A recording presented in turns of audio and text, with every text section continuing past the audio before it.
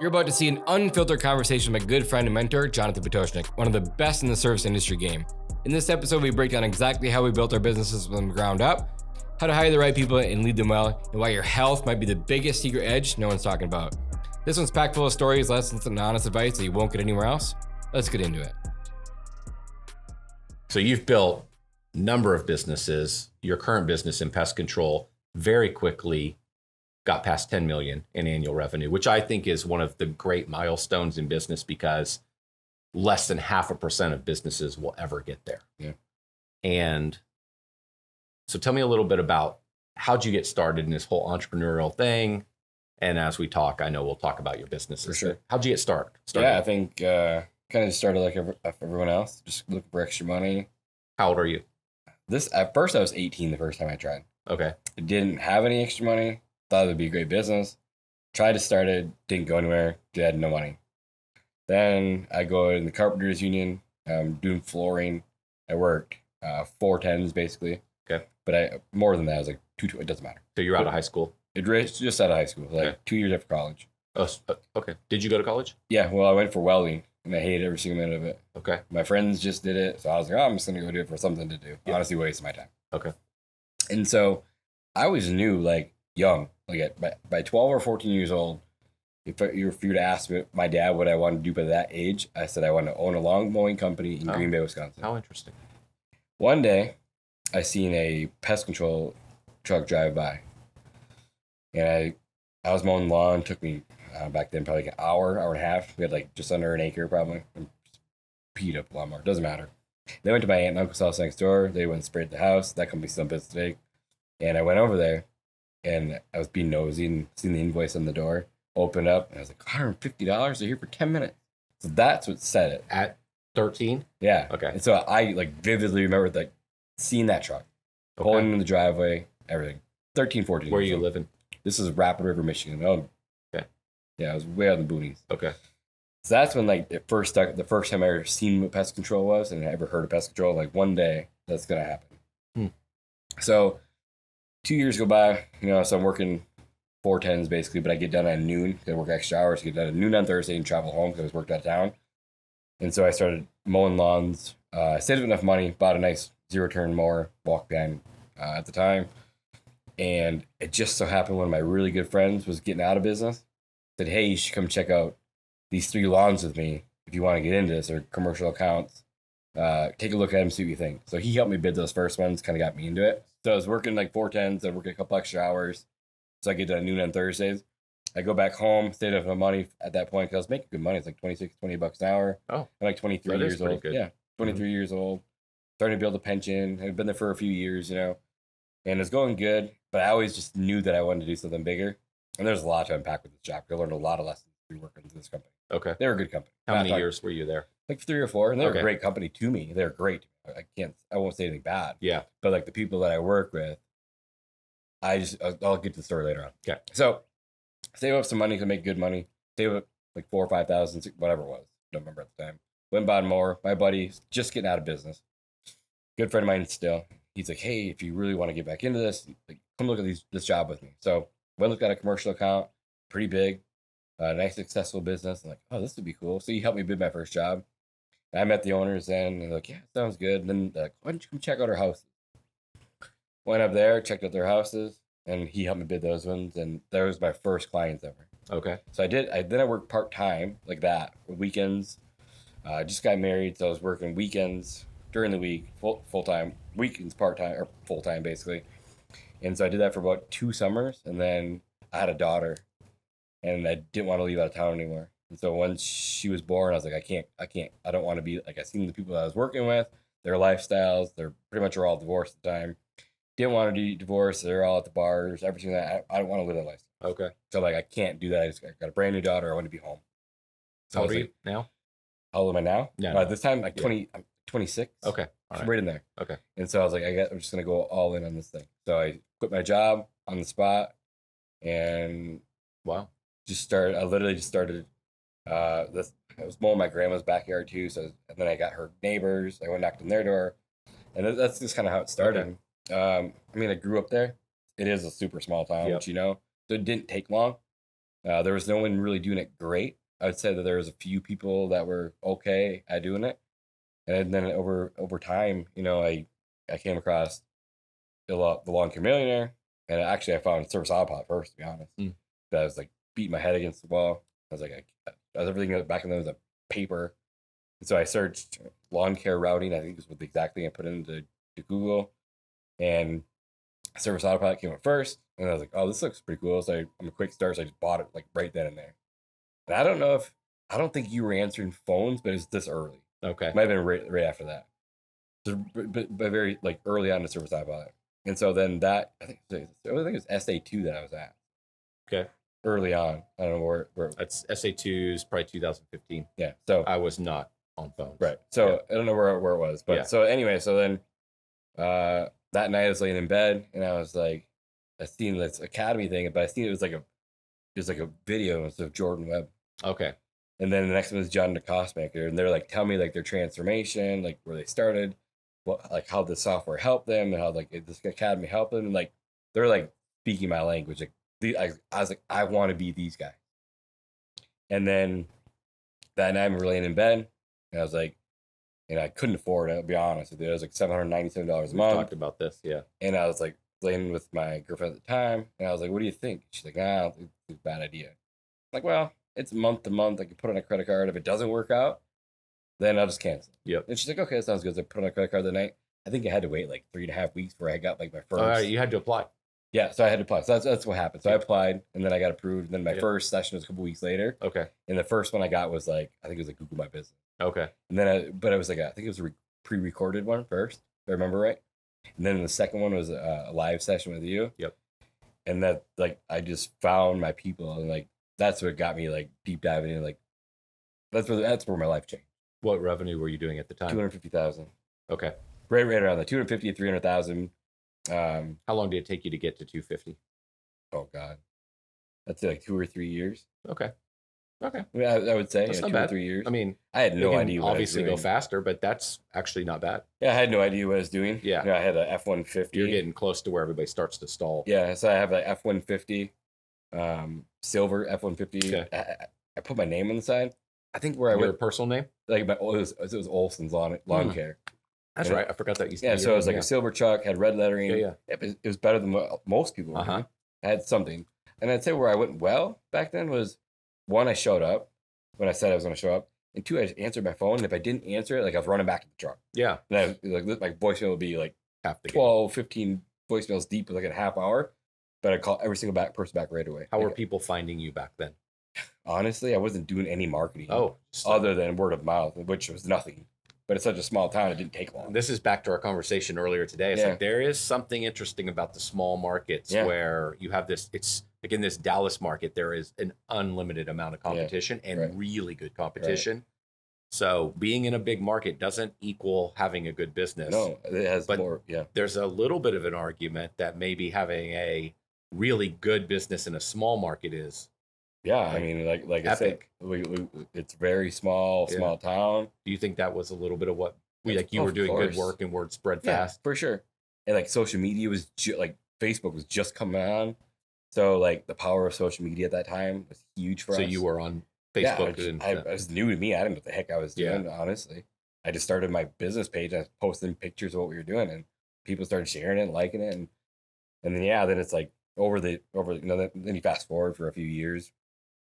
All the trainings I went through for the years of Academy, growing the company, then deep diving into marketing, then I learned sales, like so much to unpack just through those years. And then, and then to shorten up the conversation, COVID hit. Yep.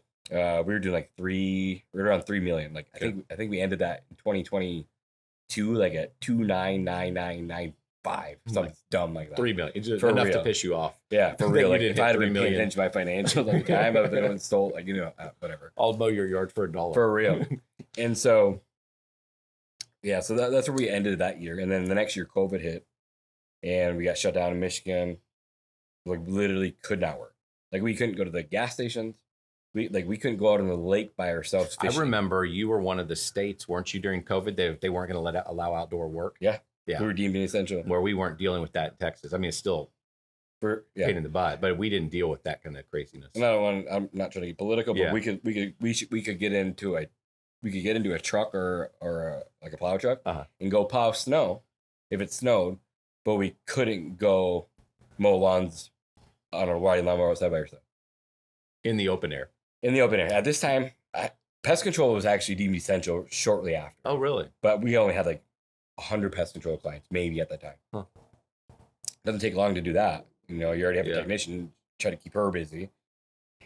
And so Wisconsin, the border of Wisconsin, like 45 minutes from me. But to get to the first biggest town that I could get to within a reasonable time was like 2 hours-ish. Is that Green Bay? Green Bay. Yeah. So I didn't really have a choice. My back was against the wall. I couldn't work. By running out of savings, we got through winter. It wasn't a great year. But we had enough contracts just to break even, basically.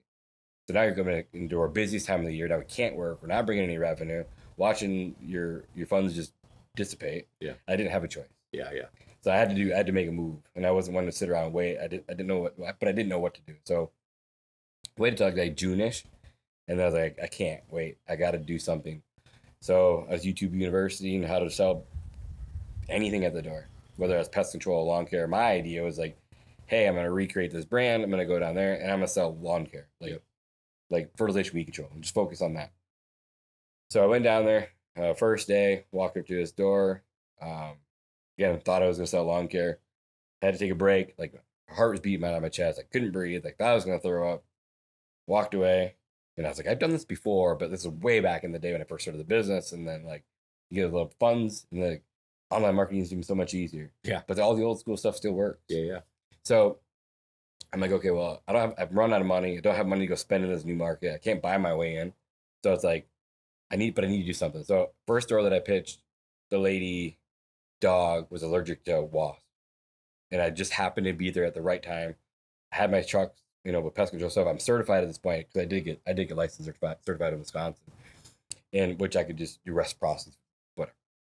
And so I had that. So I serviced the house right then and there. I was like, well, I didn't sell lawn care, but I just sold this one-time pest control account for $150. That was quick. I was like, I could keep doing this. And like I think that day I sold like 2 or 3 more, and I was like, dang, that was fast cash. Like, okay. So then I was driving back and forth, or once I'd get a hotel here and there. And so I did that for almost an entire year. Towards the end of that year, I brought down I actually brought down my operations manager. And so he could come knock with me, and then I could knock, and he could knock, and I would service him real quick, and he could keep knocking. So then like that kind of got the ball rolling. And by the end of the summer, like I said, I think that summer I brought my brother in to help, and then one other person part-time. We sold a couple hundred accounts. And at the end of that year, I had 2 businesses side by side, but I saw the model. Yeah. Like, I always knew that I could do something, but the old model is fighting the models, fighting my market. Yep. And so, I mean, to go do mowing in my area, there's just not a lot of mowing to do. Yeah. You're never going to build a great business. It wasn't. So like I had to do everything possible to get to $3 million. My friends are blowing me out of the water. And I was like, what's wrong with me? Like, why can't I do this? Yeah. And then I took my same talent that I took over the last 10 years, and through Academy, through you, and then applied it to a bigger market. And by the end of that year, I was just like, dang, this model is awesome. Like I could see us going forward that. And the new company had more money than the old company. And yeah, I helped fund it a little bit, but still, like I saw the writing on the wall then. And so that year I decided to sell early 2020, I don't know what year it is, 21, 22? Sounds like it'd be 21. 21. So early 2021, I had actually sold the old company and went all in on this one thing. Up in my original market, I kept weed and fert and I kept pest control, but I went from 3 million back down to like 500,000. Okay. So that was a huge dip in revenue. But I was like, I just knew then that if I took the funds from that acquisition, which wasn't very much, but I kind of sold it like a fire sale. I just want to get rid of it. Yeah. Like I didn't care.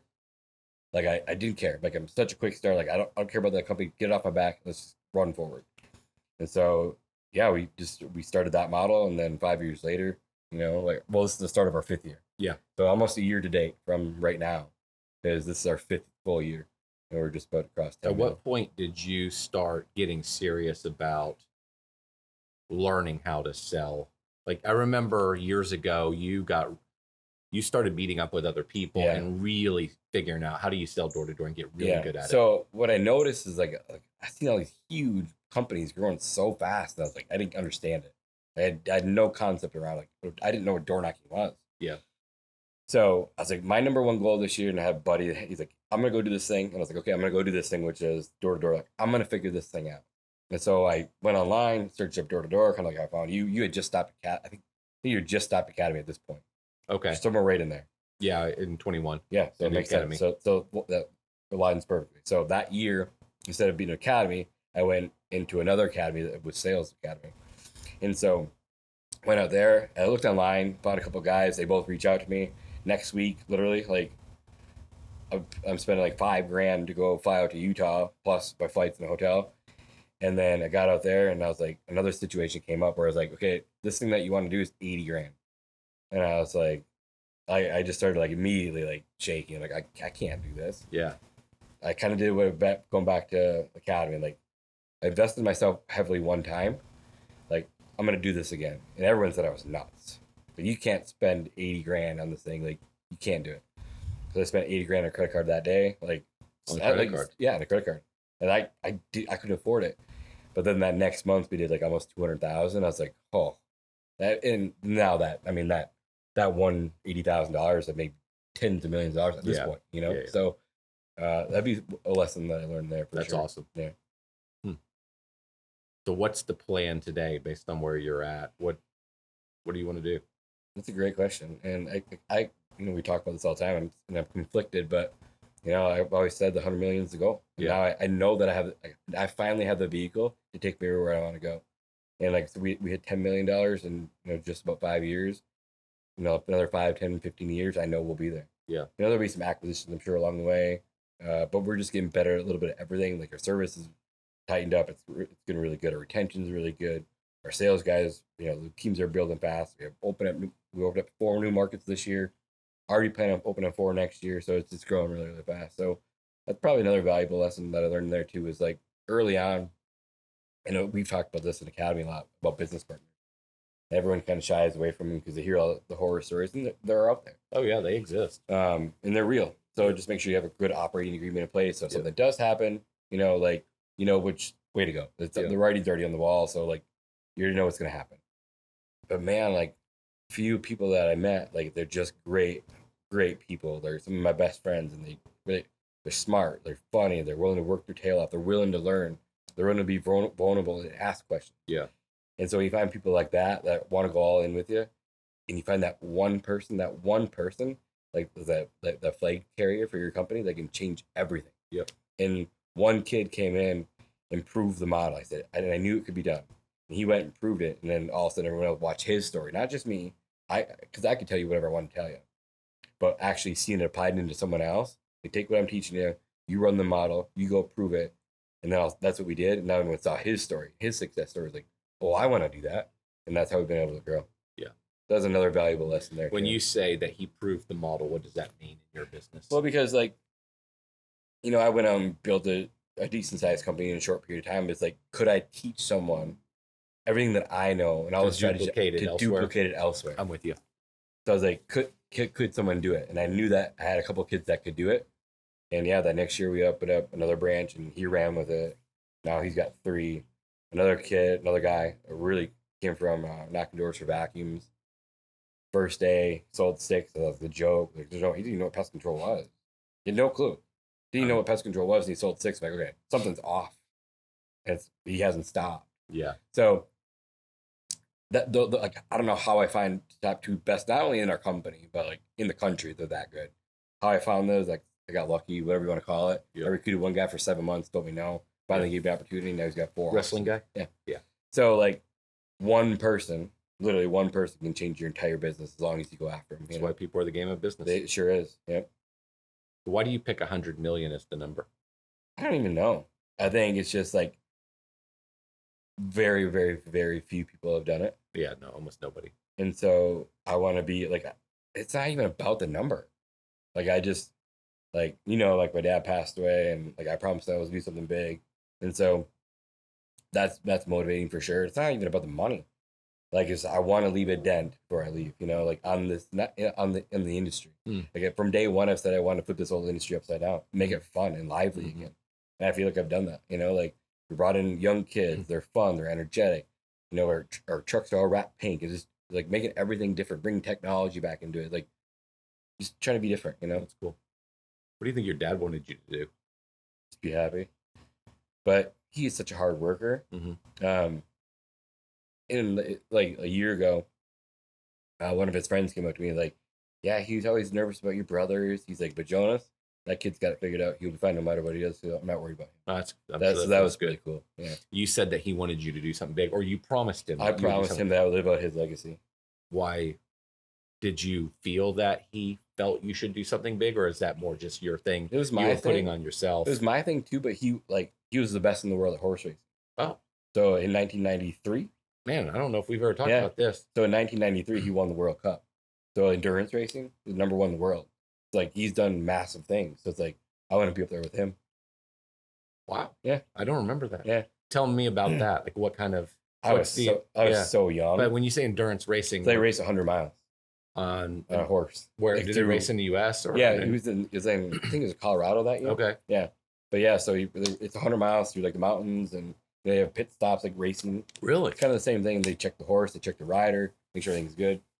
And yeah, so he won. He was top in the world. So that was awesome. Really, really cool. So did you grow up riding horses? I hated horses. Okay. I hated them. Okay. And but all my brothers did. My sisters, they all rode horses, and I was just the dirt bike kid.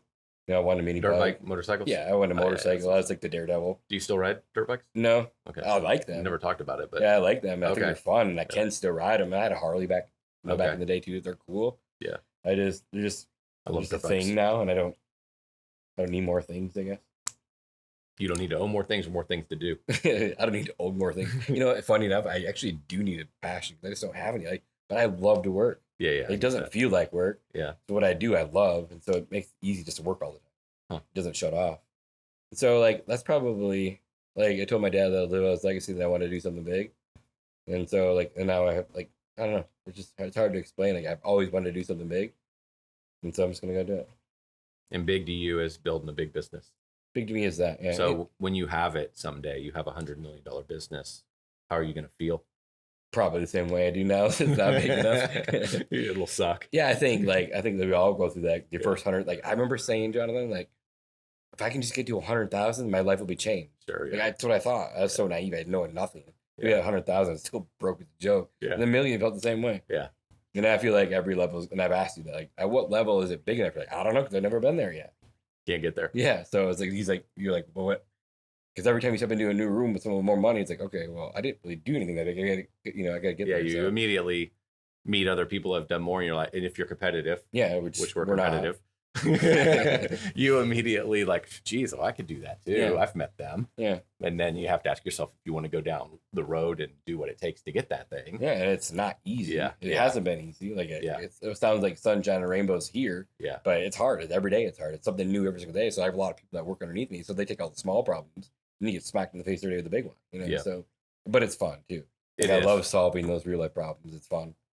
What in it is cool because I have so many connections now through you, through the academy guys that have been through a lot of the same issues, that are doing big things. So it's like you make one phone call, oh yeah, I've been through that. This is how you solve it. Oh, easy. Yeah. So you call back to my team, this is how you do it. They're like, oh, well, you're smart. I'm like, actually, no, I just have a good connection. Yeah. A good Rolodex, I definitely believe there is no utopia, and there's no moment of I've arrived. Right. It doesnn't exist. Right. In wealth, we talked about it yesterday, the gap in the game. Yeah, I think that's one of the great concepts. And I think about in wealth management, wealth creation and such, the line is something like, how much money do you need? Just 20% more than I've got. Right. No matter how much you've got. Right. Just 20% more, I'll be happy. 20% more, I'll feel safe. Right. The programming never changes. And I think it's the same with the building of the business. When will you be happy? Just another 50%. Yeah, it's hard. Everyone's like, oh, you should just stop and enjoy the small wins. And I try to. Yeah. But I feel the vision's so big that it's hard to enjoy the small wins. Yeah. But when I told you this yesterday, watching a person who you found that you knew had it in him, that was basically homeless at the time. Yeah. to now owning multiple offices, doing billions of dollars a year at 27 years old. Yeah. Driving a nice truck, like bought his wife a new car, got 2 kids, building his dream house right now. Like that is better than any feeling I've ever had to this point. Yeah. It resonates completely with me. So that's cool. When you see other people win. Yeah. And so it makes you think, like, how many times could I do that over and over again to help the next person that was homeless, that just needed a chance? So it's like, that's what drives me now, like helping those guys. For sure. Yeah, outsiders don't understand. I remember when in the first house we lived in, which I lived in a long time, I bought it when I was 22.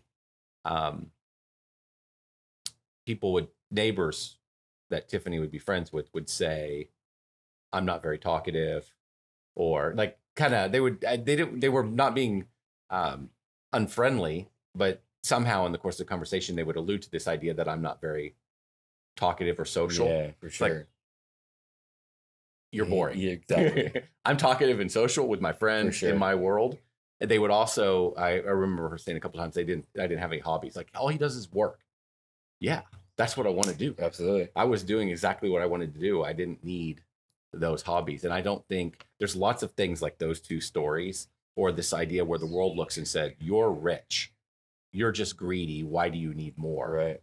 Like, they don't understand. They are completely clueless. You know, people we give jobs and opportunities to, that build houses, that create families, that, you know, like create wealth for them, like, and not even just like, we're impacting people in our community, like, you know, like, we're doing a lot that they don't see. Yeah. Hey guys, I'm taking a quick 10-second intermission here to say it is my mission with this channel to bring as much value to the pest control service industry as possible. I'm not charging anything for this. All I ask is if the video brings you value, that you share it with someone else who can learn from it as well. If you could do that, it would mean the world to me. Thanks for watching and thanks for your support. Let's get back to it. I know so many people that are, a bunch of people that are worth $100 million plus. A pretty sizable number. Yeah. Almost none of them are creating more and earning more so they can go buy another house or a plane. Like, nobody I know talks like that. Yeah. The world thinks everybody's making more money just to have more money for the sake of it. And there's a game there where, to a degree you do, because that's how you keep score, that people do that. But they equate people playing these games just to have more stuff. I just don't ever have conversations with people who are saying, if I could just I have actually had one of these conversations, but nobody ever says, man, if I can just make an X amount of more money, then I can get a plane and I'm done. It's always about the game. Right. Like, people are just wired to help people in their company. Like, I can think of the volume of people a bunch of people I know that when they talk about their companies, they talk exactly like you did about all the guys and gals that now have different lives and are making a ton of money. I just think people have a massive misunderstanding of what motivation is. In the early days of business, the motivation is survival. Yeah, it is pure money. Absolutely. It has to be. Yep. You just need to live. Yeah, but like, think of like all like the other people that we're helping. Like, so, you know, we create successful people. Then they're building a house. They have HVAC. They have plumbers. Like, we're helping the entire community. Like, we're creating more jobs for them too. You know? Yeah. Like, they don't see exactly what we're doing. Like, of those people who are worth hundreds of millions, how much money do they donate? Right. Yeah. And give back. It's crazy. These concepts are so. It's like, I'll use Jeff Bezos as an example. He's one of, I think, the most interesting people, and maybe he's, you know, I don't know. Maybe, some people say like, oh, he's really changed now. You know, he's bought his yacht and upgraded his. Not saying upgrade, but changed his wife and all this stuff. And so that, but he also gets knocked, like, all he cares about is making more money. He built a rocket company as his own little private adventure or whatever. And that stuff is so stupid. Right. I just, you know, if you know the way an entrepreneur is wired, and these guys are not doing this crap to build a little bit more money. You know, in his case, he was working on rocket stuff multiple decades ago, funding it out of his pocket with, and I don't know him, I've never talked to him, but this is my perception, just knowing so many entrepreneurs. But if you read the news, they just get beat up left and right as these greedy people that only care about themselves and are taking money and wealth away from everybody else. Anyway, we got off on a tangent here, but, and I don't know how we got off on that. Just helping all people in general. Yeah. You know, building the business to help people. Yeah. It led back to, why do you want this? That's where it came from. And so that's for me, that's been one of the most probably a hard lesson learned, because early on, when you're first starting out, you get A players that are really, really good. You teach them everything you know, and all of a sudden, next day they're gone. They're starting their own thing. It's like, oh, I lost so many good people that way too. Yep. Not having a roadmap for every employee that comes in, how they can start from day one, get through year 1, 2, 3, and then eventually, become executive or branch manager or a partner. So we have that roadmap built up for them, so like they know that this is a career opportunity, not just somewhere to work. And our retention, like my first employee still works for me. That's awesome. 12 years later. Okay. Even when I sold the company. So he followed you to the new business. Yeah, he's still here. Okay. So it's like having those opportunities for everyone to grow, and so that, again, the business is people. And so the more you help people grow, the more money they make, provide for their families, the longer they're going to stay and do a better job. And again, a hard lesson learned. If you couldn't do this business tomorrow, like for whatever reason, it's just not an option. You have to do something totally different. What do you go do? For work or fun? We'll start with work. That's a great question. I think about it. And if I had to say I couldn't do this, I'd probably go spin up another service industry company. Like, I'd stay in the service industry. Okay. If I'm allowed to let me. You can't stay in. I'm not going to let you stay in service trade. You have to go do something totally different. I don't, probably marketing. Okay. I mean, honestly, probably something in marketing. Yeah. Whether it be a CMO or something like that I enjoy, creating content, social media. Like, I love doing that. So I'd probably go help someone spin up a marketing team. Okay. Spin up a sales team, something like that. Go run a big sales team. That's probably what I would do. What about for fun? You've cashed out of your $100 million company. Oof. You can't work anymore. You could volunteer, you can do whatever, but you can't work. Travel. Okay. My kids. Take them across the world, show them new experiences. Again, we live in a small town. Yeah. So everyone gets small-minded. I don't know if you remember this, but one of the first things you ever told me, and it's like engraved in my brain, is think bigger. Yeah, you've told me I've said that. And so, like, that I believe still, that's my message. But 8 years later, still resonates with me so much. So I don't want my kids to fall into that trap. Yeah. So getting them out there in the real life and show them how big the world really is. Like, you don't have to be confined to this place, So that's probably what I would do, just travel a lot, buy cars, lots of shoes. I know about shoes. Have fun, like that's what I would do. Okay. I'd probably give back to the community.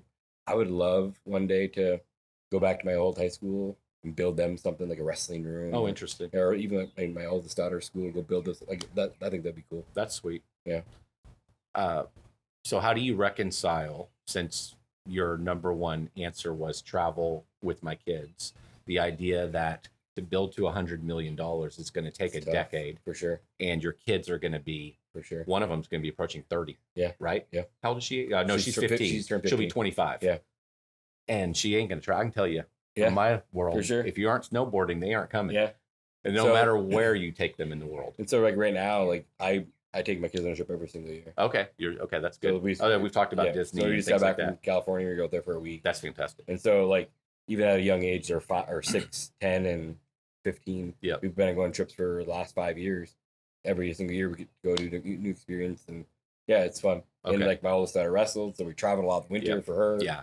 And I wasn't saying you're not doing stuff. I was just trying to think through. Yeah, no. How do you think about this stuff? Yeah, so that I do spend a lot of time with them. Yeah. And that's one thing that I'm thankful for, is that I built the business that when I did, because now that they are getting older, I don't have to miss those things. If I have to leave, the business doesn't revolve around me anymore. I built a great team, and they're all amazing, honestly.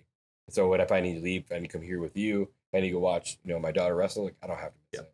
I highly encourage you to keep traveling with them every year. Yeah. Like, don't let them. Even if it's going to take you 2 more years to get to $100 million, and we've talked about this, like $100 million.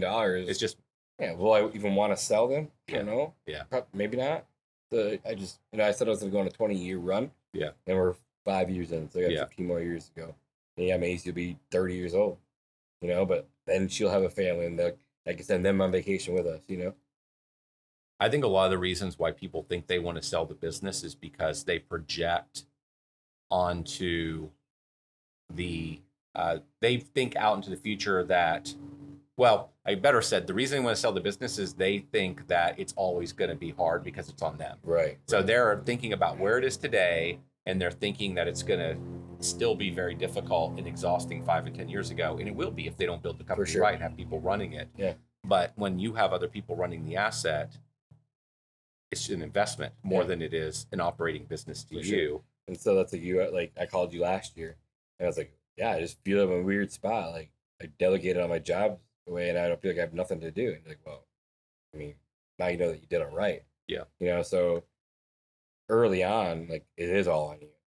And then it gets easier as the team gets bigger. Yeah. Well, you wouldn't think that. No. And this is my big message to people, that I just remember how it felt. And I know how people feel from having so many conversations. The message is, so many people don't want the bigger. It's the think bigger combined with, hey, you don't understand what's coming if you do this right. You think it's going to be worse if it's double, triple, quadruple the size. Because their thing is like, oh, I just don't want to deal with having employees. Other side of that is, okay, they're making good money. Let's just say they're doing $300,000 a year, and they're just doing pest control for weed control. They're making $80,000-$90,000 a year, right? Because they are taking up good money. And then when they get done after doing that for 10 years, they pulled out all the money. They've never grown the company. Now it's not worth anything, right? And they think it is, but it's not. Because they're at 300,000. You put your add backs in, you get $90,000. Maybe you'll get $300,000. So you pay tax.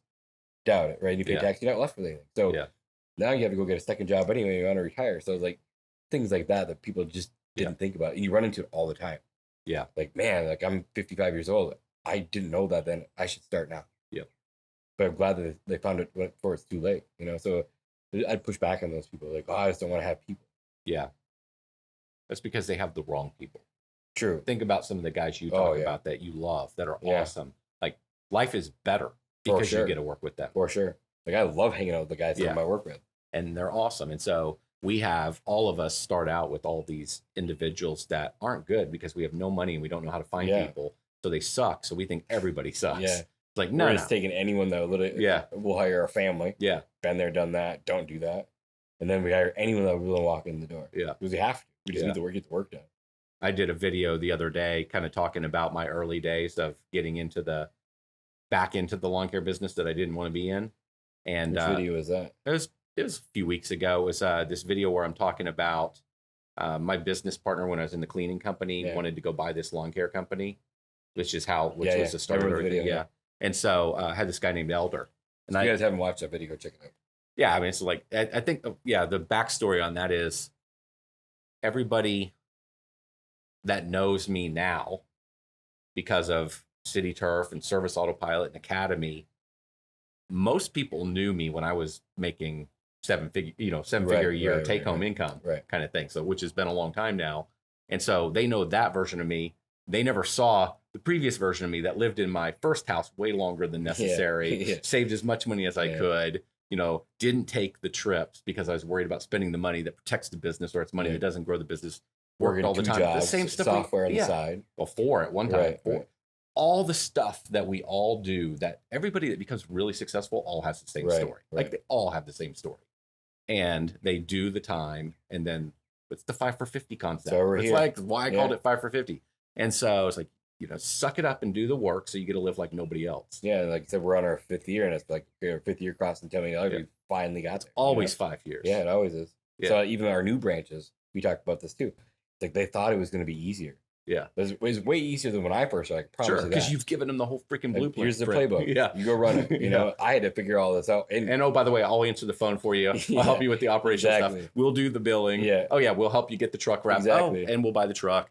And even when you want the truck wrapped, the design's already done for you. Yeah, exactly. You just got to go. You don't think about anything. Yeah. So you just go run the roadmap. Yeah. Oh, we already picked the software. It's all set up. Exactly. So, going back, we had to figure it all out. Yeah. We were answering phones. We were doing sales. We were doing operations. We were in the mowing lots. We did it all. Yeah. So these guys have it pretty easy. So, they do. But it still takes, even for those guys, it's still going to take 5 years. 5 years. It is. It's always 5 years.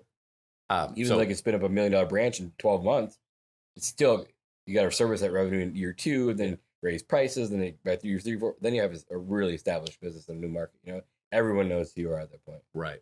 Your reviews, you probably have a couple hundred reviews at that point. 100%. Take it all the way back to how we got off on this. Yeah. It goes back to that video, and I hired this guy named Elder. He was like, I'm guessing the 8th guy I hired. Yeah. We were kind of making the point to those that are early in their business that, like, man, have faith. This gets better. But it was the example of all my guys, even the guys I hired away from like a True Green level type company, it wasn't True Green because they were more big maintenance companies. Brickman, I had a guy that was a foreman in Brickman and hired these guys. They all sucked until I found Elder. And up until that moment, I did not know that good people existed. And frankly, there was a whole nother level above Elder that we learned through City Turf. Right. Like Elder actually wasn't a great performer in the City Turf business. That he wouldn't have stacked up to the level we even have at City Turf. This was a different business. I don't want to get off too far in the weeds, but he totally changed my mind. So this was us having a conversation, trying to encourage people that, man, just keep going. You got to keep going, and it gets better as you get bigger. Yeah. It gets better as you learn how to hire. It gets better as you pay more money. And please, don't buy into this false narrative that it's not going to be better to grow your business. Yeah. If it's not better as you grow your business, you're doing it wrong. For sure. And then second that, I was just saying, it's going to be hard. You're going to have crappy days, but it's worth it on the other side. Quite a few of them. Yeah.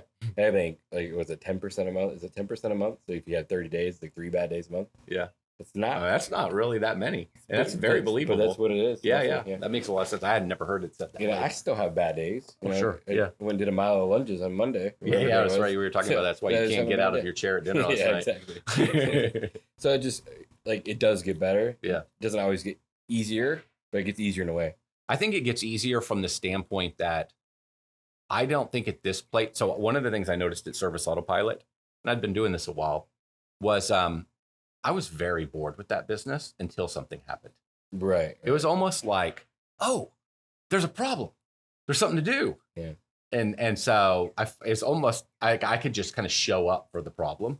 Not that I didn't want the problem, but I just felt that my heart rate actually got above, 52. Right. Whenever there was an issue. So I think the reason I said that is I think one of the things I've really learned is not much really spike. And maybe it's just how I'm built, but I think I have become more and more and more even keeled over the years because I've dealt with so many things. There comes a point where, this is a saying I've said a lot that I love this saying, you eventually learn to engineer, you eventually gain confidence because you learn that you and your team can engineer solutions to problems. And so half of the challenge with growing your business, and I'll be curious to hear if you agree with this, half the reason we don't go faster is because we live in fear of the thing that might take us down. For sure.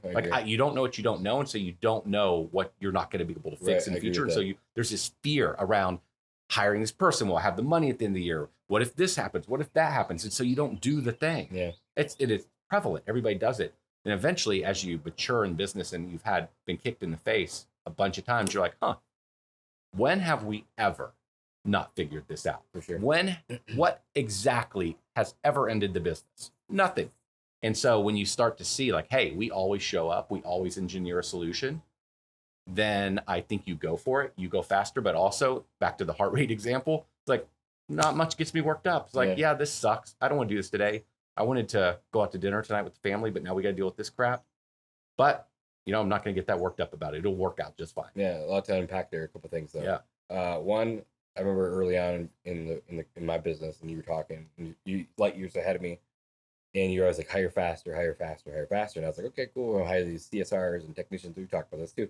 It's you don't really mean those people. It's the people that when you hire them and they're 6 figures plus, and you're nervous to hire them. If you make a good hire, they move the needle.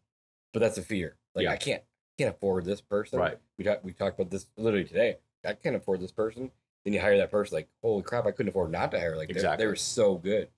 And then another thing, even in your personal life, probably through business and everything you've dealt with, and I don't know if you remember the story now. I asked you when your dad got sick, and I was like, did you panic? And you're like, no, actually, I stay pretty even keeled. So it's rubbed out. You dealt with so many problems at work. Even when something happened where you left, you still remain pretty even keeled. Yep. Yeah. I think it's come from doing all the business. That's why one of my favorite sayings is business is I'm going to get the saying wrong, but the concept is business is the best self-improvement program. Yeah. Because you constantly have to improve, but it's not it's not like it's once every 5 years. It's every day. Every 6 months, you have to recreate yourself. Yeah. You have to, exactly. You got to grow yourself into a new person. For sure. And so I look back at my old self, even a year ago, I feel like I don't even recognize myself a year ago. Yeah. like through fitness, through health, through personal life, through business. Like it's crazy how much can change in a year. But you just have to put your head down and go to work. Yep. And it's hard, but again, the payoff on the other side is incredible. But most people, like, they say they're working a lot, and then they like, you're laughing. Like, I've been to so many of my friends' businesses in person. They're like, they hit that $1 million of revenue, and you show up like, yeah, I haven't been to the office in like 6 months. I'm like, what do you mean? Yeah, I don't really go there anymore. I'm like, that's why you're not growing. Yeah. You know what I mean? Like, you're not that big. Get back to work. Yeah. Like, but I think like everyone gets that $1 million mark, and it's like that magic number, and they just let off the gas. Yep. Or they have kids, so then they have kids, and then they don't work as much. And then there's the other side. They have kids, and they like double down. And it's like you thought one sales guy had it, you're like, oh, I thought he was gonna be different. Then you see the other guy, like, oh damn, that dude's really good. Mm-hmm. So it's funny how like growing through life, like that changes to them how they react. It's funny How the employee reacts based on for that. sure. Yeah. I remember Tiffany's uncle. I'm like 22 or something. He was really successful in sales, software technology sales, and probably one of the most successful people I knew at that age. And so I really respected him. And I remember him telling me this is kind of random, but I remember he said, I like a salesperson that has a wife and kids, and the wife spends money. Yeah. Yeah. It's like they say, like, if you're a sales guy, go buy something. Oh, okay. You know, like, go buy yourself a nice car. So you have to make the money to get it. I've heard guys talk about that kind of stuff. And I don't know if I buy into it, but I understand what they're saying, because it drives them a little harder. Creates but pressure. And there's some people that just have it. Like they want to do big things, and they're willing to go there and grind it out. Like when I'm saying, they're knocking 12-hour days and they're putting the work. So this is an interesting point going back to the beginning of our conversation. So I wonder, so there's a group of people that just need to solve for a financial problem. Yeah. And the financial problem could be, I need 60 a year, or the financial problem could be, I see myself as a $500,000 a year guy and I need $500,000. Yeah. But when they get that goal, they're kind of done. For sure. And this is an example of people that are motivated by money. Yeah. And then if money is your motivation, you're only going to a certain level, and you're done. And they get to that 1.5, 1.8, they're making $400 a year. And they're done.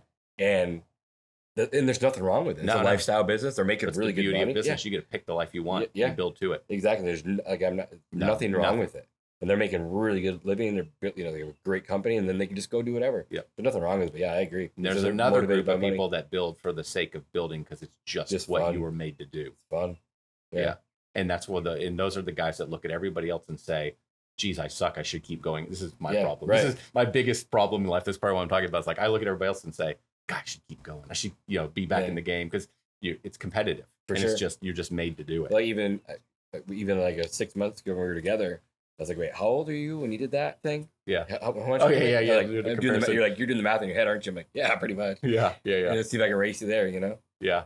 So it's fun. And then another thing. So a funny thing on that. So I've had multiple people do that to me that are younger, a good bit younger than me. And then I hear, this is competitive in me. It's like, dude, I didn't have YouTube. I didn't have any. I actually had to read the book. I couldn't listen to Audible. Yeah.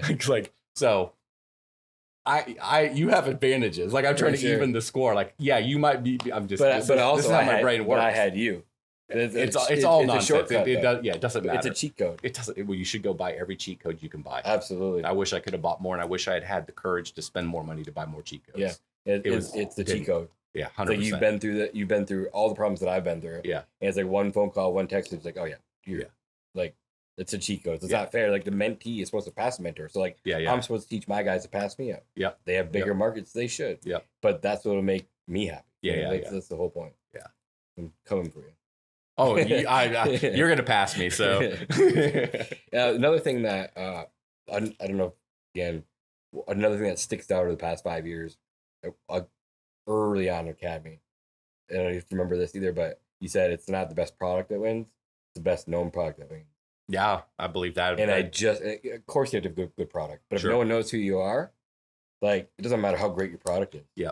And so like that still today resonates with me. So it's like, everyone who's not on social media has everything against Facebook.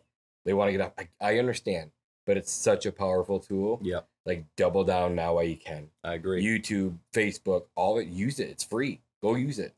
And then get into guerrilla marketing and knocking doors. But it's like everyone has to know who you are. So like if you're under $1 million, no one still knows who you are. They don't. They have no clue. No, nobody knows who you are. Right. So like keep putting your name out there, keep driving the marketing, keep driving the sales, and eventually get to the point where like the marketing wheel just starts spinning. It's hard at first, like pushing a rock down a hill. Really, really hard. You're pushing it, it's not going anywhere. And all of a sudden the motor starts moving. And all of a sudden it gets to a point like where I feel where we're at now. Like this rock is rolling so fast, it has so much momentum. Yep. It's way better and way easier. Yeah, that's 2 thoughts on this. So one, in my service area, so as you know, I hired a new head of marketing. Yep. He's awesome for City Turf.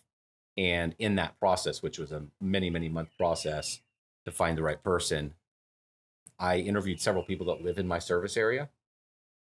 Interesting. Several people didn't know who we were. Interesting. We are, without question, the most visible, most known company of our type, serving our, there's no question. Did they just move here? No. Huh. That's a really phenomenal reminder. Yeah. Like when you said $1 million business, nobody knows who you are, 100%. I mean, some people don't even know who I am in my business, and a lot of them in my service area. Yeah, and you have hundreds of trucks. We're everywhere. How do you not? I mean, Right. but that's how it works. I mean, that is reality. And there's also 7 million people here. Well, not in my service area. Right, but still. Yeah, in Dallas. I mean, I'm serving a Right. fraction of it. That's crazy. But I really, would have never thought that. it was a really good and important reminder for me. Got you. A very, very good reminder. Like, nobody gives a crap about what we're doing or pays Right. attention to what we're doing Not at or all. thinks about what we do. Right. All we are, the services we provide are just a pain in their life that Yep. they don't want to spend any money Yep. on, but they don't want the problem. Right. And you think anyone wants a pest control trucks in No. front of their house? No. Nobody wants any of this No stuff, one so they wants it. never think about it. Right. We live in it every day, and we think maybe we're being more seen than we are. That more people know us. It was just such a great. I just wanted to double down Yeah. on your point. Even a company of our size, that's why you have to market relentlessly. It's why a guy will tell me I'm stuck at $1 million. Okay, how many door hangers did you put out? Okay, how much money did you spend on Google Ads? How much money are you spending on LSA? $1,000 a month. I put out 5,000 door hangers. You have a traffic problem. One time. Yeah, Right. you have a traffic problem. You do not have enough lead flow. That's Like, why how you're many leads you $1 million. got? Well, I got 37 this month. Yeah. I'm like, well, how many did you close?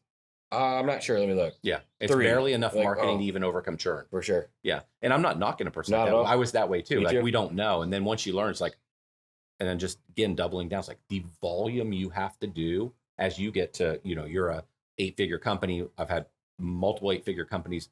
The volume of marketing and sales and push you have to do as the thing gets bigger and bigger is really significant. Right. Just for the simple reason, it gets really hard to grow a $20 million company by 20% a year. For sure. And then also overcome 18% of your churn if Right. that's what's Absolutely. happening in your market. Yep. So it's a math game that people don't understand. Yeah. And like going back to like the small market, if you live in a small market and you don't have a ton of competition, you should stand out. Yep. You should be able to do a lot of revenue in a little town and have living proof. Like go back to like dominating market, right? Yep. Like just stay committed to everyone's now the new thing is like, well, when should I start a second market? Oh, I get that all the time. Yeah. I do I'm too. like, not until your hold cat tight. gets Yeah, the hold simple tight. measure, but nobody's using this number. But the simple measure in a sophisticated business is when CAC doesn't make LTV, sense, you know? And or you can't grow fast enough. You've got the money to go faster. You can't buy enough business fast enough in the market you serve. So CAC could still be in line, but you just can't. Even if you're throwing all the money you can throw at the market, which is almost never, you just can't go fast enough. So Right. then you spread out. right. And so I always say the same thing. I'm like, well, what's your market penetration? Yeah. What is your CAC? What's your LTV? Like, how much money you got in the bank to go to this thing? Like, where are you at in revenue? Like, oh, you're doing 600,000. You might want to stay put. Yeah. You have 50,000 people. Like, oh, well, I'm stuck. I'm like, I'm doing double that in a market of 14,000 people. You'll be just fine. Yep. Just stay put. And so, like, but I had to fight it too. Yeah. And so, like, it sounds fun to open up more markets. I get it, but it doesn't make it any better. Yeah.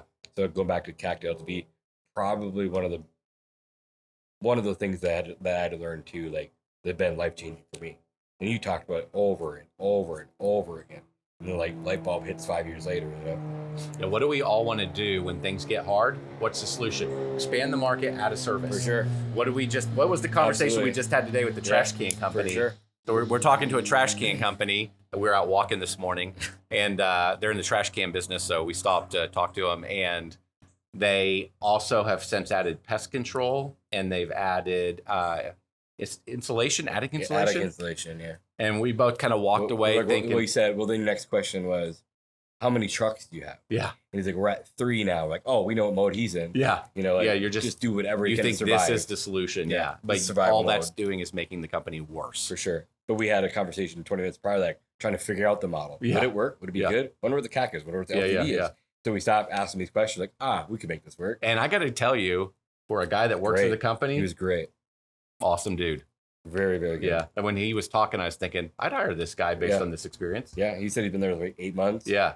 He went out of his way to come say hi to us. Yep. He offered us services today. Yep.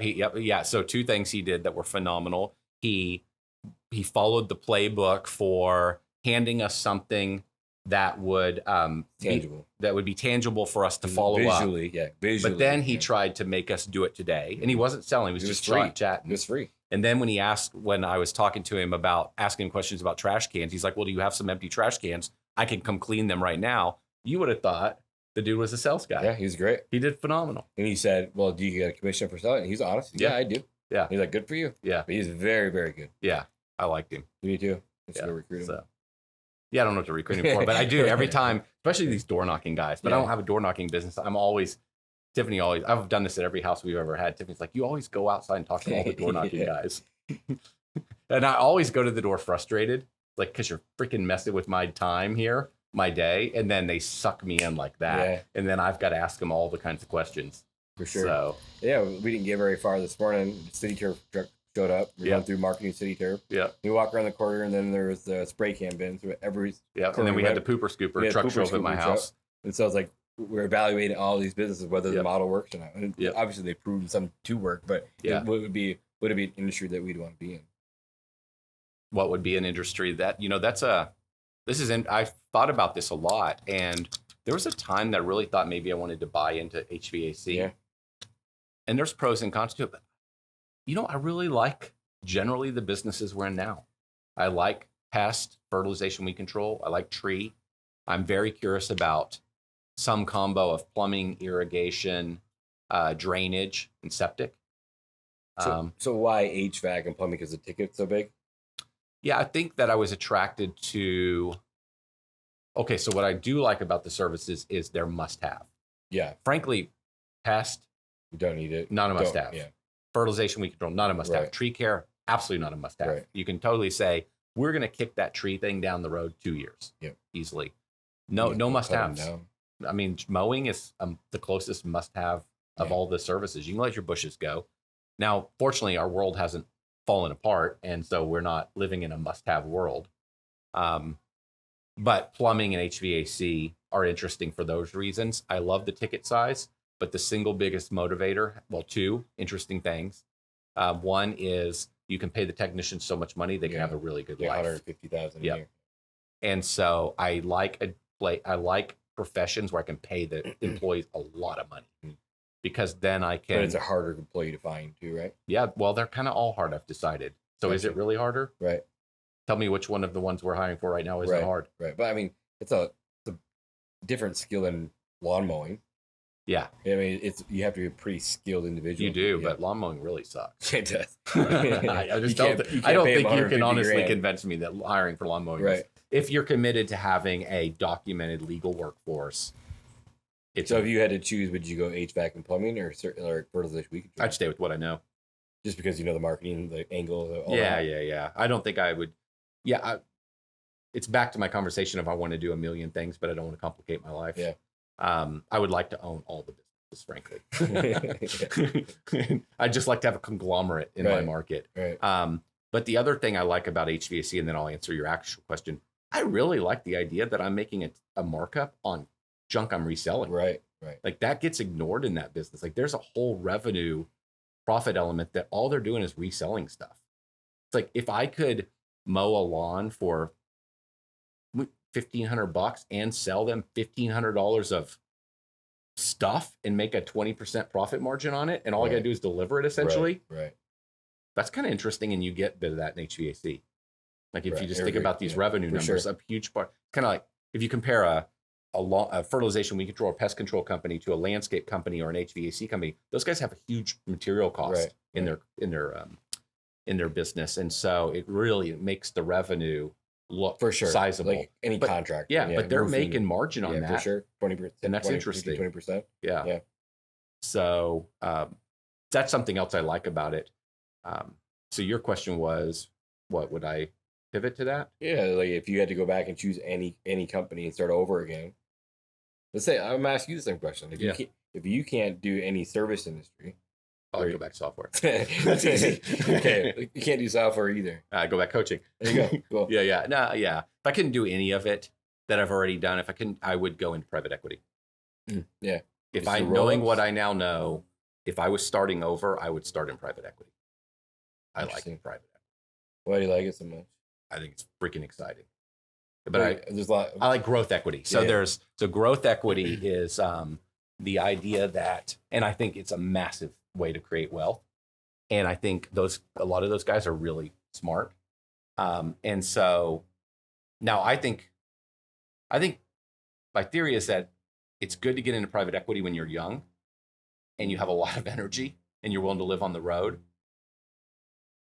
If I could get into private equity now, knowing what I now know, that would be epic, but I don't want to do what it takes to build to be in that business. What I love about private equity is that you are analyzing tons of businesses and looking for opportunities, whether it be arbitrage opportunities or looking for growth market opportunities. So there's this whole analysis, not that I want to personally do all the data work, but there's this analysis of figuring out where is the opportunity. And then and so that's kind of interesting, like finding opportunities and then figuring out the business model around those opportunities. But then once you make the investment, there's this whole thing around helping them grow their businesses. And so I love what we've talked about. It's like one of the things that I most get interested in is how can I help people bring data, finance, IT, marketing, and recruiting to their businesses? How could I just acquire a bunch of businesses and bring all those functions into the business? That's kind of what private equity does. Right. That sounds really fun. Yeah, it's what Alex Hormozzi's doing. He's essentially a private equity company. Yeah. And he's just using his own capital. And I think that is a industry where you can make tons of money. You see lots of really interesting stuff. You can learn very fast. Inside of a lot of big businesses that are working well, you can take what you've learned from one and put it into another. Yes. So that's actually a super easy answer. When I was, I didn't know private equity existed. When I was really kind of 20s, I didn't know how to do such a thing, but I thought it would have been cool to be in the turnaround business. In hindsight, I probably don't want to be in the turnaround business, but I thought it would be really cool to come in and rescue companies and fix them. And so I probably always had a little bit of that interest, but I didn't know private equity is a thing, and I was just never exposed to that. But now, if you couldn't work, I probably know the answer to this already too. If you couldn't work tomorrow, what would you do? Like, can I do the mentoring thing or not? No, you can't. That's working. Yeah. Oh, I keep doing what I've been doing for the last 4 years. You can do the answer. Yeah, I love traveling. Yeah. I love traveling. I like riding dirt bikes. I like racing cars. I like having lots of friends and doing social stuff. Mm-hmm. I like being where my kids are at. That's really, really important to me. Like, that's kind of like, we've talked about living in other places. Tiffany and I always thought we were when the boys moved out, we always thought we were going to move to like a penthouse or something in Dallas, a top story place in Dallas. And we were going to buy a place in Colorado. And that all sounds really cool. And then you get to that place in life where you can do that, or where the kids move out. And you're like, no, I just want to be where my kids are. That's the most important thing in life. So when I think about, what would you do? It's largely defined by, to me, I want to be where they're at. I want to make sure that they get the lives they want. They're super successful and happy. So, like, can I help them? Yeah. If they want help, can I help them? So those are the things I think about. If I couldn't work, I want to do like really unique adventures. That's really important to me. It's what Tiffany and I try to do. And then, and I want to help the kids. Cool. Got a couple more questions for you. A little harder than these ones. Okay. What's the number one skill set as a CEO? I think it depends on the phase of the business. In the early days, number one. You only choose one. Yeah. So number one skill set. Whether or not it's accurate. Yeah. When the business is small and you have no money and you can't hire the done it people, you need to be a coach. You need to be an encourager and a coach and a builder of people, because you're in the, coach is the word. It kind of imagine like you're only, think of it from a sports standpoint. You can't go hire the most expensive sports stars. So you have to hire people that have real potential, and you have to Moneyball. Moneyball. Perfect example. I love that movie. Yeah. You build the people. You go find people. It's what you're doing. Like you're finding guys with talent, and you're helping build them. You're giving them an opportunity. So to me, that's it. You have no money, so you've got to go spot talent, and then you have to build it. Yeah. When the business gets bigger,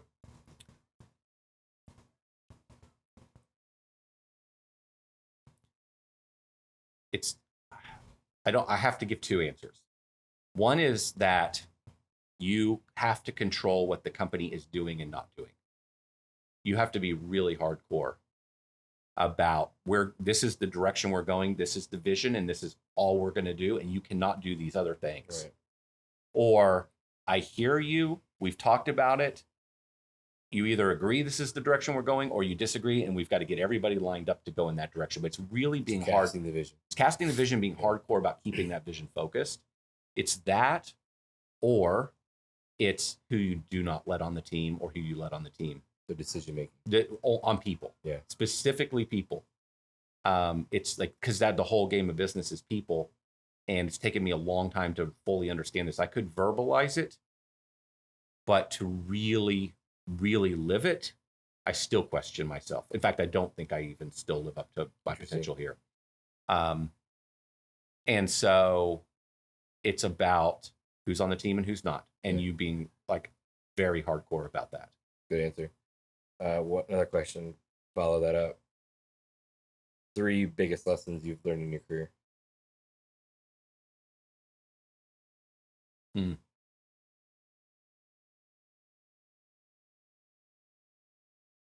Maybe I'll have to go with like top of mind. So the first thing that popped into my mind, I don't think it should be a top 3, but the very first thing that popped in and I kind of got stuck on was it works out. You're right. And so like, I've done a lot of, when I was little, I was a worrier. I don't know if I'm a worrier, but I definitely seem to optimize for safety. I noticed that. Yeah. About myself. That's like examples of you staying in the first house too long. 100%. Like way too long. Faster. Way too long. Yeah. And so everything I've ever done has been too slow in hindsight. Like building the businesses, upgrading our personal life. But was it bad? No, none of it. It didn't matter, especially upgrading the personal life. It didn't matter. So, and the other thing, I feel like if you show up and you do the work and you're constantly around people that are at the next level and you're bettering yourself, like it's easy to say it all works out. It doesn't actually all work out for a lot of people. Yeah.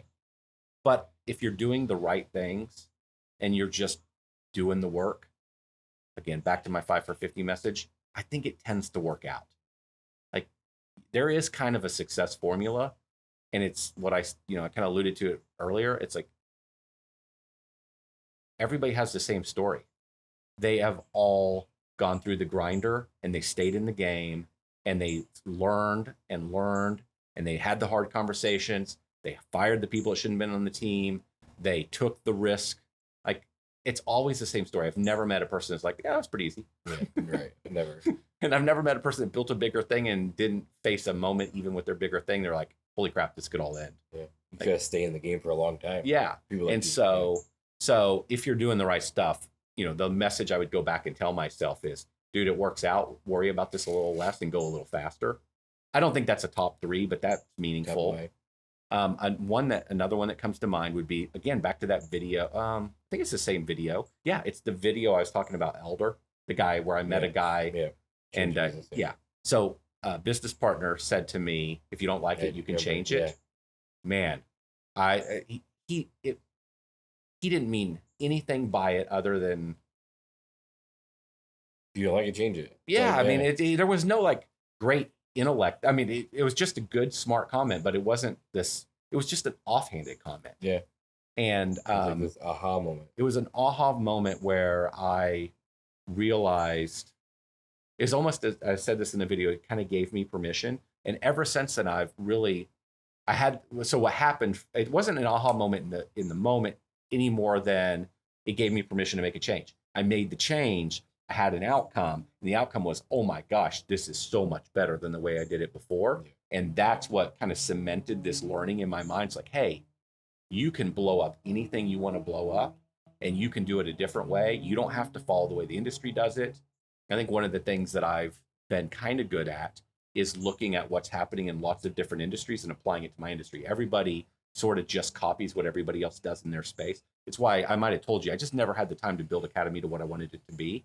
But I might have told you in Academy, I really wanted to have green industry companies, HVAC companies, because and they can have their own little silos and, have the HVAC companies are together, but I want them to come together and learn from each other and swipe ideas. Right. So I think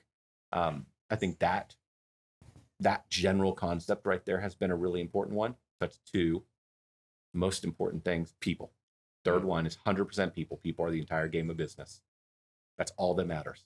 Like there's like, if you could, I'm not good enough at this. But I see the vision for it. The way a company could technically run is this is how I envision Richard Branson does it. He has an idea. He has some money. And he just hires the people to do the thing. Was it JetBlue or American or Delta? I can't remember which. Virgin. No, but he hired like the CEO of that. He stole the CEO of that company. Probably. I can't remember which company it was. But there's his first person he brought over, and then he grew the company with him. I'm not surprised at all. That is so simple that it's near impossible. Nobody does it. You just have to have the funds to do it. You have to have the funds and the courage and the intelligence to hire the right people and partner with the right people. And so, I mean, that is, it could be that simple, actually. So in the software world, you see this a lot where they'll go get a really good developer and they'll give them equity in the company. Do you think it's a smart move in the service industry? You go find that 200-300 plus kind of guy that's willing to give equity, but you can only afford to pay him 80. Do you think it's a smart play or no? Depends how fast you want to go. Yeah. This back to what we've talked about too. Are you optimizing to sell the company? Right. Are you, and so you want to optimize equity over income? Right. I mean, there's a variety of. This is like day one of Pest Badger conversation. Yeah. Yeah. So it depends what you're building. But that was the first question you actually asked me when I restarted. Like, okay. Oh, I did? Yeah. It was like, okay, here's the number one question. Like, what's your plan? Yeah. Are you going to keep it or you want to sell it? Those are two different strategies. You pick which one you want. I was like, aha. Yeah. I want to keep it. Yeah. So that's how I'm going to go on a 20-year run. Yeah. And I think if you're keeping, then I'm more inclined to keep equity. Keep more equity. Yeah. Now, if I'm building to sell, there's probably still a justification to give some equity. Yeah. But I would be more inclined, if I can come up with the money, to burn down my savings or my personal money to retain my equity. Right. We had this conversation yesterday. We did to a degree. Yeah. Yep. Interesting. Yeah. So there's lots more, but those three come to mind. Cool. I don't think I could ever have a conversation and not put the employee thing at the absolute top of the list. Yeah, what I've learned. Like it's a one employee can change your entire business. Yep. Wild. Yep. A bunch of my friends have stopped drinking, and I think you were towards the front of that list. For sure. How many years ago did you start drinking? It'll be 5 in July. Yeah. And I've definitely noticed this theme across friends, not just in the trade circle, but I can name guys in software and all these different businesses. I think sober is the new cool. Is that it? I think so. There's something there. Yeah, something there. Like, of all the things that people could get behind and see it as a status symbol. Yeah. I don't know if there's many you could pick there. Maybe another one is getting really fit. Yeah. Earlier, I went on a little tangent about the media, like knocking people like Jeff Bezos. Yeah. This is the other one that I think is stupid. The media goes on this tangent about Mark Zuckerberg and all these guys getting in shape, and they call them bros and stuff. Like, I have nothing nice to say about it. There's nothing wrong with masculinity. That, and there's nothing wrong with actually being healthy and taking care of yourself and operating at a super high level. Yeah. I feel like it's a bunch of people whining and bitching and crying. It's hard because they're not living up to what they want to be, and they just want to put down everybody else to make themselves feel better. Yeah. Anyway, that was my tangent. So back to the drinking. Yeah. But so we noticed a change in drinking, and I noticed that it's becoming competitive to be in shape. I agree. That's kind of what I said too. Is like it's funny how it's not funny, but what I've noticed in Yeah. the last few years is like people go work on their business, they forget about their health. Not everyone does, but a lot of people that I see the transformation in them. They go work on their business for so long, 5, 6, 10 years, and they're out of shape, they're unhealthy, they're drinking a lot, and all of a sudden like you see the transformation in them. It's like okay, they stop. They still work at the business, but now they're putting more effort into themselves. I've Yep. seen that with so many people. And Is that a newer thing, or is that? that's what I've noticed. Yeah. So and it with me, maybe it's my circle too, Yeah. right? That's true. That I see it more often than not. But I just see it that it's the same, almost the same playbook. Not everyone, but a majority of people, they go work on their business forever, they forget about their health, and then they go work on themselves and they get healthy. Yeah. So it's just a trend that I've seen happen over the past few years. Maybe I was one of the first ones to quit drinking, but it was just a decision that I made. And I was actually going, this takes us back to the beginning of the story. So I was out in Utah learning how to knock doors. And they're all successful businesses. I remember this now. Yeah. And so, of course, they're Mormons, they don't drink anyway. But they, Yep. I was used to going to the academy, we'd have fun, we'd go Yep. party after the conference, great time. And when I was there, we all went Top Golf, and they brought a tray of alcohol. And so I had my first beer, knocking balls, and having a good time, came back, grabbed my second beer, and then all those same beers were still there. And I was like, huh. And so then I looked around and like pretty high level CEOs. I don't know how much revenue, but 10 million plus at the time. And I was like, huh, there's something to this. So I put my beer down. That's the last beer that I had. At the same time, like 75 hard was Yep. just coming in somewhere right around there. Maybe it's a few years, I don't know. But it was pretty prevalent at that time. And people were starting to do it. It's like, I'm going to go back and do the 75 hard thing. That's the first time I did it. So of 75 days of straight not drinking then. And then I was like, well, I already went 75 days. Then I was like, competitive thing. Like, I was see if I can go 6 months. And then after 6 months, like, let's just go a year. And then I made it a year. It's like, well, I couldn't do what I'm doing now if I was still drinking. Not even that I drank a lot. But when I did drink, I was all in. Like, kind of like with anything. Yeah. Like, I just have an addictive personality. So, like, when I start something, it's like, I'm all in. So, I just like, and it's adding, like, alcohol was adding zero value to my life. Not in my personal life, not in work life. And then I think I told you, like, I'm open and vulnerable, but everything. I got a drunk driving, like, probably 2 years prior. So that's what made me stop drinking. So I just drink like once a month here and there. And then I was like, this is still zero value. Like, but I got in trouble by the law. Like, this is dumb. Yep. Like, it's not worth my reputation. Like, it looked bad to my employees. And so I decided I made it a year. Like, why would I ever drink?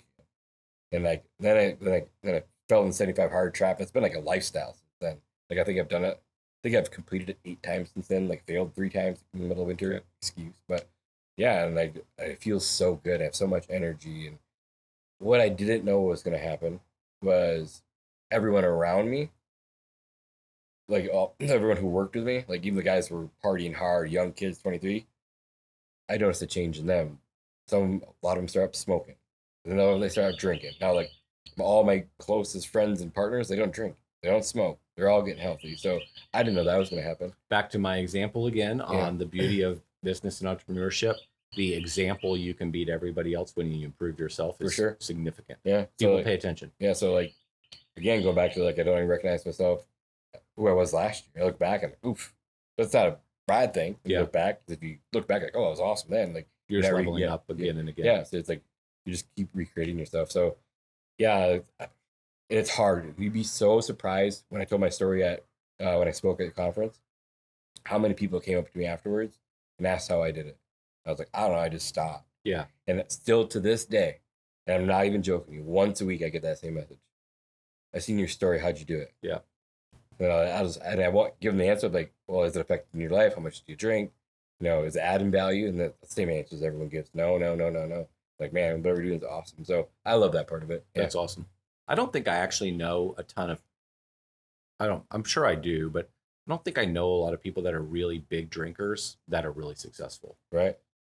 Even if you look at, and I don't know any of their personal lives, but even on the fitness and health standpoint, if you look at a lot of the biggest, most successful public companies, those guys are usually in shape. Yeah. And I think if you can't, that's what you can't take care of yourself. Yeah. How are you going to take care of your employees? How do you take care of business? Yeah. Like, if you show up and I'm not trying to like degrade anyone here, but if you show up and you look sloppy and you're overweight, like, that's how your business is ran too. And mine was the same way. Like, it was sloppy and messy because Like, but I hold myself to a whole new standard. So I hold my business and my people that I work with to a whole new standard. Yep. Because if I can do it, they can do it. I'm no different than anyone else, you know? Yep. So, and then also it impacted a lot of my really good friends that are in the industry that don't work with me, that saw what I was A whole doing. bunch of people have stopped. And they're like, they've It's reached incredible. out and I'd like, you know, we talk a lot. And then all of a sudden, next thing you know, all my friends in the community stopped drinking. I was like, this is awesome. Yeah. That's another thing that I didn't know was going to happen. Yeah. But I'm glad that it did. Yeah. I saw that with you. And then I saw when John did, John DeCosmaker did Superhuman, and he just killed it. Crushed. Yeah. He's fit. He's so cut. Just killed it. And then I've seen people follow him. Yep. Brandon. Yep. You know, just you just see it. And that just spread. It's like it just cascades over time. But then you watch their business at the same time. Their businesses have gotten better. And so every time, this is not even a lie, every time that I've improved myself like that, I've 10x my wealth. Like literally. Yep. And a lot of us met in our 20s and 30s. Yeah. I was young. Yeah, we're all getting older now. Yeah. And if you want to stay in this game, that, like I said, why do you want to do 100 million? Just because? Yeah. Because this is the game I want to play. Well, if you want to get to play that game, longevity. As you get older, you have to be operating at a pretty high level because your health, as basically your body just deteriorates so rapid. It doesn't just do this forever. It does this at some point. And so if you want to stay in the game, and have the energy to compete with all the young guys, you have to be living this life. Is my theory. Yeah. Yeah. So that's my story of why I stopped and why I don't go back to it. Like, again, I could not do what I'm doing today if I was still drinking. I couldn't do it. Yeah. Like I remember one, I felt like crap after 3 days after I drank still. And then another thing I noticed is like, I'd be having a conversation and alcohol was weird with me. Like I could have a sip and I could feel buzz. So I don't know if I was allergic. Yeah. Weird. Super lightweight. Didn't take me much. Okay. So I could have a sip of whatever and I could feel it impact me right then. And then, so like, if only you could have just had the sip then and no more. Right. For real. But it wasn't who I was. Yeah. But then you open the door and you go. Yeah. Yeah. And so then the other thing that I noticed too is like 2 to 3 days afterwards too, I'd be having a conversation and I would stop mid a sentence and I forgot what I was talking about. Yep. Weird. I don't know why, but it just affected me that way. And so alcohol is a really tough one because it's impossible to have it doesn't affect everybody the exact same way. Yeah. And I really just, it's such a drug. I really believe that it's poison. Yeah. I actually can't believe that it's legal. And then I read something and I couldn't think it was The Wealthy Gardener. Have you read that book? In The Wealthy Gardener, he says like, and it resonated with me so well. Like, and I'm going to butcher this, but it's something like, as long as I give wine to the people that are working class, they won't complain. Like the emperor said this of his community. As long as I have enough wine for everyone, they'll never complain about the work. And I was like, and it light bulb went. I feel like I butchered that, but it's like along those lines. Like as long as you have some wine, they'll just keep doing what they're doing. They won't try to better themselves to get out of my little world. Yeah. So that resonated with me too. Like I don't want to be that person who's just stuck in the work game. Like I want to go build something bigger. So that really resonated with me too. That's interesting. It's a really good book too. Never heard of it. Really good one. So how do you eat? What's your diet? Yeah, I'd say this last month has been super great. I'm still stricter than most, Okay. but I was to the point where I was like weighing everything.